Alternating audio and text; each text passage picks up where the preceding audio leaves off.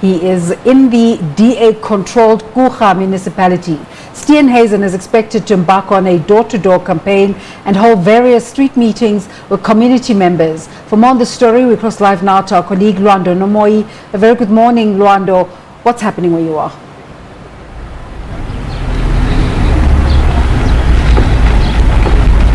A very good morning, Desiree. Yes, as you rightfully said in your intro, that the DA leadership is in the Kouga Municipality today to embark on a door-to-door campaign and to also hold various street meetings with the communities of this area. You'd understand that the Kouga Municipality forms part of many other towns, not only Jeffreys Bay where we're at, but including Humansdorp, Patensi, Hanki, and many others as well. We also understand that it's also a drought-stricken area because the Kouga Dam that supplies water to this area is at a very low level.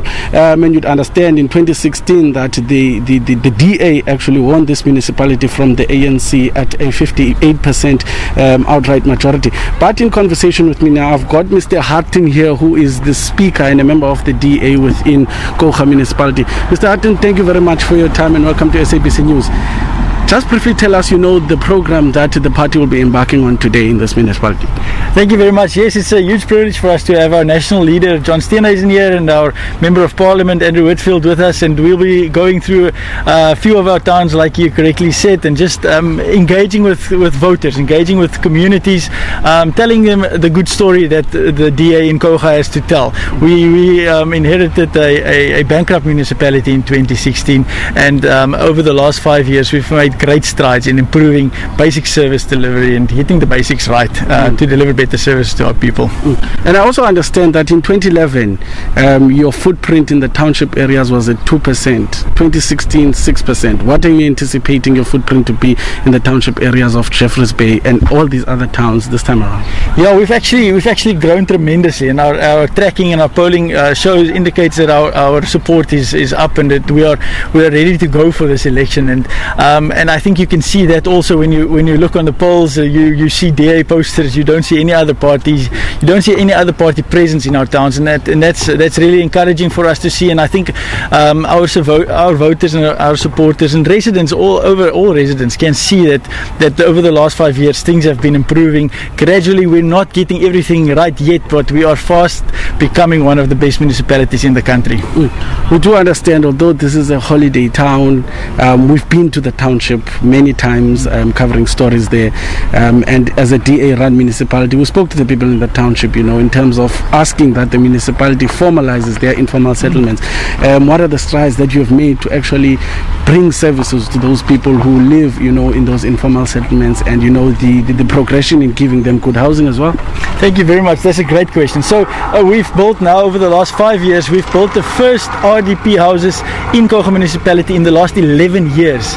And that's not the provincial government builds houses, but it's because we as the municipality is putting the infrastructure in place, something that has never happened in the past. So we're putting the infrastructure and the back system in place so that houses can be developed. We've built 220 houses here in Jeffreys Bay. We've built 391 in Humansdorp.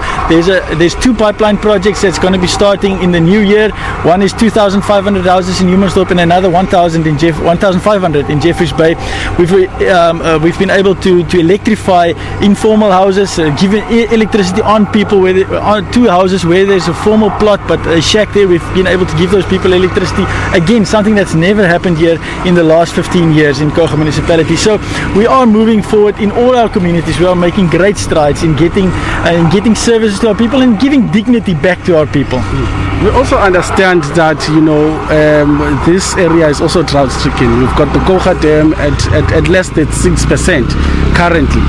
And we once went to a forgotten area. That's what the people were calling it, the area of Patensi, and their struggle for water, water shedding, not having water during the day, and some of them blaming that the municipality's water trucks, they can't access them in that area. How are you navigating through the town of Patensi, to ensure that people in that area specifically do get water, as they've rightfully stated when we had an interview with them, that it's difficult for them to get a glass of water a day. So what strides are you making in that area? Thank you very much. It's a it is a great risk to our municipality and to the people of Kouga Municipality. We are currently we've received 152 million rand from national government that we've been able to spend there and drill more boreholes, gotten that water into our reservoirs, into our systems, and into the water system, so that we can lengthen our times during the day that we do have water in our towns and in our taps. So that's one of the areas. We've increased our trucks. We've upgraded our roads to that very specific settlement that you're talking about. We've actually improved our road system so that our water trucks can actually get there, so that they are not forgotten. But the drought in the Gamtus Valley specifically goes a lot more than just having water to drink.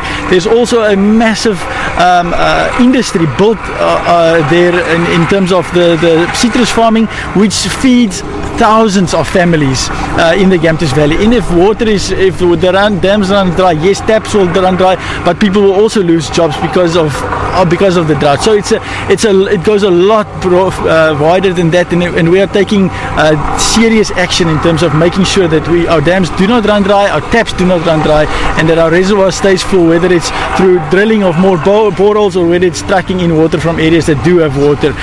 We're not sparing anything. We're going all out to make sure that our people do still continue to have water.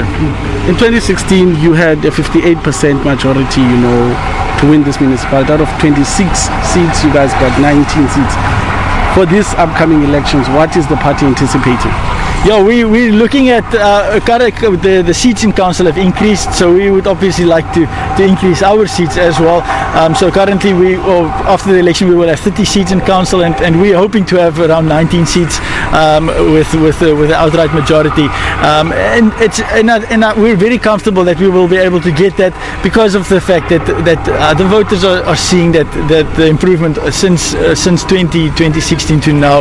There's been drastic improvements for everything from road infrastructure to just making our communities safer by installing proper lighting in all the communities, improving road networks, improving investors, making sure that this is a tourist town, making sure that our economy grows, because if our economy grows, then people have jobs, then people can have a better livelihood, then we can at the end of the day deliver better services. Thank you very much for your time, Mr. Hartin. Thank you so much, appreciate it. That was Hartin, the Speaker of Kouga Municipality and a member of the DA in the area. The leadership, we understand, of the DA, including John Steenhuisen, are currently in a briefing meeting. That's where we actually grabbed the Speaker for now. But we will be updating you more as we go on the trail with them throughout the day. But from us here in Jeffreys Bay, it's back to you in studio. Thank you very much, Lwando, there. Now,